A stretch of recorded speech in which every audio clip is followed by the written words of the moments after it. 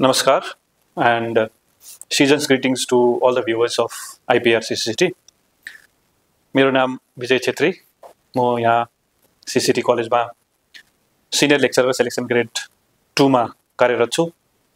त्यसको साथै मलाई एडमिसन सेलको चेयरम्यानको एउटा रेस्पोन्सिबिलिटी दिएको छ, जसमा मैले जति पनि एडमिसन रिलेटेड अफेयर्सहरु हुन्छ, प्रोसिजर्स पोलिसिजहरु जसरी इम्प्लिमेन्ट गर्नुपर्दछ त्यसलाई म अहिले एड गरेर जाँदै छु।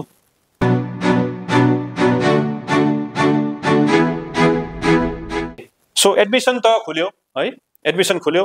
तपाईहरुको सायद गाउँ बस्तीमा या तपाईहरुको घर घरमा तपाईहरुको स्कुलमा यो चीज अनि यो चीज तपाईहरुको हातमा पुगिसकेको छ।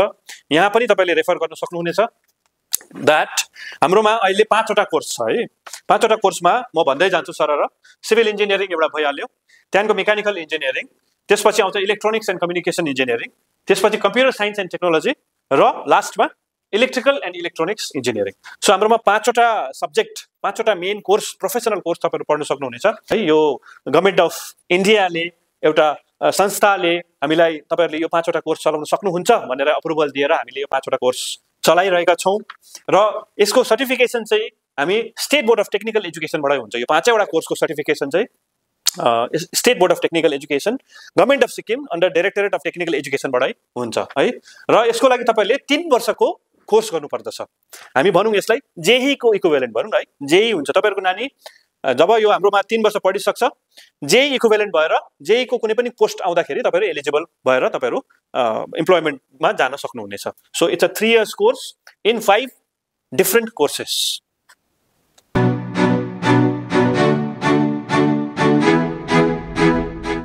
सो यो 3टा कोर्स पढ्नुको लागि तपाईहरु जब नानीको रेजिस्ट्रेसन गराउनुहुन्छ एउटा एलिजिबिलिटी क्राइटेरिया छ हाम्रोमा। त्यो एलिजिबिलिटी क्राइटेरिया चाहिँ हामीले जान्नुपर्ने हुन्छ, कारण एआईसीटी ले नै यो म्यान्डेट गरेर हामीले यो नानीहरु मात्रै तपाईहरुले एडमिसन लिनुस् भनेर भनेको हुन्छ। त्यसमा के छ भने तपाईहरुको नानी क्लास 10 अथवा क्लास 12 पास हुनु पर्यो। पास हुनको लागि मैले फर्स्टमा क्लास 10 को भन्नुपर्दा क्लास 10 मा म्याथमेटिक्स, साइन्स र इंग्लिश कम्पलसरी यो 3टा सब्जेक्ट पढेको हुनुपर्छ है, तर पास भएको हुनुपर्दछ। अनि म्याथमेटिक्स, इंग्लिश र साइन्स अलावा अब कुनै सर्टिफिकेट्समा अरु सब्जेक्ट्सहरु परेको हुन्छ, जस्तो होम साइन्स हुन्छ, कुनैमा डेटा एन्ट्री अपरेसन पढेको हुन्छ, त्योहरु चाहिँ हाम्रोमा एलिजिबल हुँदैन। एउटा कुरा त्यो भयो। अर्को कुरा, जब क्लास 12 को नानीहरुको बात आउँछ, क्लास 12 को नानीहरुको बातमा चाहिँ तपाईलाई ज्ञात होस् कि क्लास 12 मा कम्प्युटर प्योरली पीसीएम पढेको नानीहरुले मात्रै हाम्रोमा ल्याटरल एन्ट्री सेकेन्ड इयरमा एन्ट्री पाउँछ है। त्यो भयो सेकेन्ड एलिजिबिलिटी। थर्ड मा जब नानी क्लास 10 सकेर हजुरको नानी कोही आईटीआई गर्दैछ भने है 2 वर्षको आईटीआई गराउनुहोस्। त्यो 2 वर्षको आईटीआई पछि चाहिँ फेरि सेकेन्ड इयरमा ल्याटरल एन्ट्रीमा हाम्रो एडमिसन हुन सक्दछ। त्यसमा हामी कुनै पनि कोर्समा हामी बार छैन, किनभने यो भनिएको छ कि मेकानिकल मोटर मेकानिक गर्नेले पनि सिभिल इन्जिनियरिङ पढ्नु पाउँछ, ड्राफ्टम्यान गर्नेले पनि मेकानिकल इन्जिनियरिङ गर्नु पाउँछ भनेर त्यो कोर्स स्पेसिफिक भनिएको छैन। अहिले चाहिँ anyone who has completed 10+2 years of ITI is eligible for second year lateral entry to any of our courses.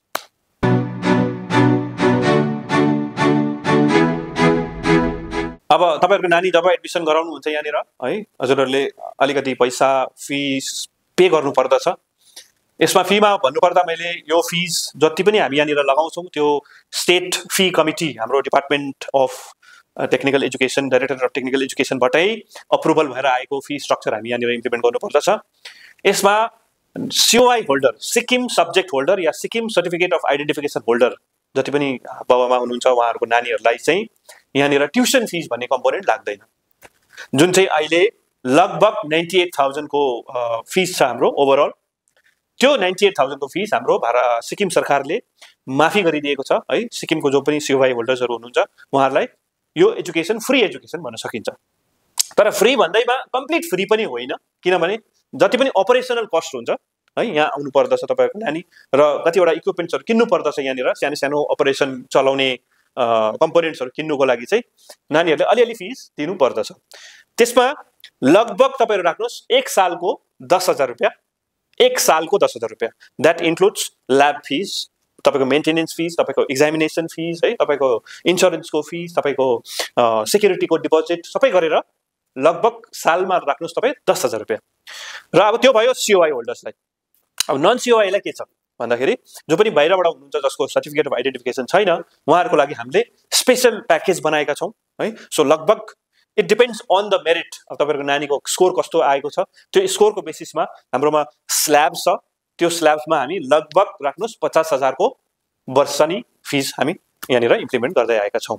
र त्यो छोडेर हाम्रोमा अर्को कम्पोनेन्ट के छ भने आमाको सिओआई है, मदर्स सिओआई, आरसी होल्डर्स अथवा र अदर्स क्याटेगोरीमा जो पनि पर्नुहुन्छ हाम्रो स्टेट गभर्मेन्टको अदर्स क्याटेगोरीमा जो पनि पर्नुहुन्छ जस्तो सर्भिस सर्टिफिकेट हुनेहरूलाई उहाँहरूको नानीलाई चाहिँ फेरि हामीले स्पेशल क्याटेगोरीमा 40% अफ ट्युसन फिस डिस्काउन्ट है। त्यो चाहिँ अब हाम्रो स्टेटले नै भनेको पोलिसी अनुसार हो। 40% अफ छुट तपाईँहरूले ट्युसन फिसमा पाउनुहुनेछ। र 3टा क्याटेगोरीमा मैले भनिहालेँ, एउटा भयो सिओआई, अर्को भयो नन सिओआई र अर्को भयो तपाईँको मदर सिओआई अथवा आरसी होल्डर्स अथवा सर्भिस सर्टिफिकेट होल्डर्स। यो 3टा स्किममा हाम्रो फिस स्ट्रक्चर लागू छ।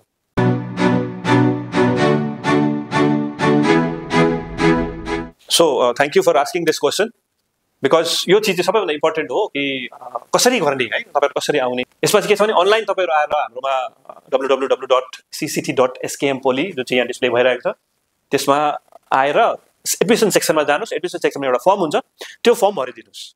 त्यो फर्म भरेपछि तपाईँको हाम्रोमा डेटा आउँछ। त्यो डेटा आएपछि हामी रेजिस्टर हुन्छ तपाईँको नानी। तपाईँहरू निर्धक्क घरमा बस्नुहोस्। त्यो पछि नानीको जब मार्क्स कार्ड आउँछ, मार्क्स कार्ड आएपछि हामीलाई मार्क्स कार्ड पठाइदिनुहोस्। हामी मार्क्स कार्ड हेरेर तपाईँको नानीलाई कल गरेर बोलाउँछौँ तपाईँको एडमिसन कन्फर्म गर्नुको लागि। त्यो एउटा मेथड भयो। अर्को मेथड के भयो भने जस्तो यहाँ डिस्प्ले भएको नम्बरहरू छ त्यो नम्बरमा तपाईँले डाइरेक्टली वाट्सएप गरिदिनुहोस् नानीको आइडी या त एडमिट कार्ड या आधार कार्ड जे पनि एउटा आइडी हालिदिनुहोस्। हामी यहाँनिर तपाईँको नानीको रेजिस्ट्रेसन गर्नेछौँ। तर रेजिस्ट्रेसनको लागि 2000 रुपियाँ तपाईँले पेमेन्ट गर्नुपर्नेछ। त्यो क्युआर कोड यहाँनिर डिस्प्ले हुँदैछ है। तपाईँले वाट्सएप गरेपछि हामी क्युआर कोड पनि पठाइदिइहाल्छौँ। क्युआर कोडमा तपाईँले पे गरेर त्यसको रिसिप्ट पठाइदिनु भयो भने तपाईँको नानी रेजिस्टर हुन्छ। त्यो एउटा मेथड भयो। अर्को मेथड तपाईँहरूले कलेजमै आउनुहोस्, कलेज हेर्नुहोस्। यत्रो ठुलो कलेज छ है, यो सबै घुम्नुहोस्, नानीलाई पनि लिएर आउनुहोस्, फुर्सदको समय निकालेर आउनुहोस्। हामी स्याटरडे सन्डे पनि खोलिदिन सक्छौँ तपाईँहरूको लागि। आउनुहोस्, एकपल्ट सरर घुमेर हामीसँग बात गरेर कुन चाहिँ कोर्स पढ्दा राम्रो हुन्छ त्यो काउन्सिलिङ पनि तपाईँहरूले लिनुहोस्। कहाँ प्रोस्पेक्ट कहाँ राम्रो छ कहाँ राम्रो छैन भन्ने चिजहरू तपाईँले बुझ्नुहोस् हाम्रो सरहरूकोबाट, एक्सपर्ट्सकोबाट बुझेर तपाईँले यहीँ कलेजमै आएर पनि तपाईँले एडमिसनको लागि रेजिस्ट्रेसन गर्न सक्नुहुनेछ। र जसको चाहिँ मार्क्स कार्ड अलरेडी छ भने चाहिँ उसको अन द स्पट एडमिसन भइहाल्नेछ है। सो अन द स्पट एडमिसनको पनि म भनिदिइहाल्छु। तपाईँहरूले आउनुहोस्, आएर अन द स्पट सिट लिएर जानुहोस् घर, जसको चाहिँ मार्क्स कार्ड छ 10 को या 12 को है। So once admission counselling is done है, हाम्रो त्यति बेला हाम्रो ब्रेक हुँदै गरेको हुन्छ, समर ब्रेक हुँदै गरेको हुन्छ, एक्जिस्टिङ नानीहरूको एक्जाम्स हुँदै गरेको हुन्छ र क्लासेस विल स्टार्ट फ्रम जुलाई है। जुलाईको 2nd विकदेखि हाम्रो रेगुलर क्लासेस सुरु हुनेछ। त्यसमा चाहिँ इट स्टार्ट्स फ्रम रोपिन प्रोग्राम है। तपाईँको नयाँ नानीहरूलाई पहिला रोपिन प्रोग्राम गराएर त्यहाँदेखि मात्रै रेगुलर क्लासेसमा हाल्ने हाम्रो त्यो अलरेडी प्रेस्क्राइब्ड पोलिसिजहरू छ।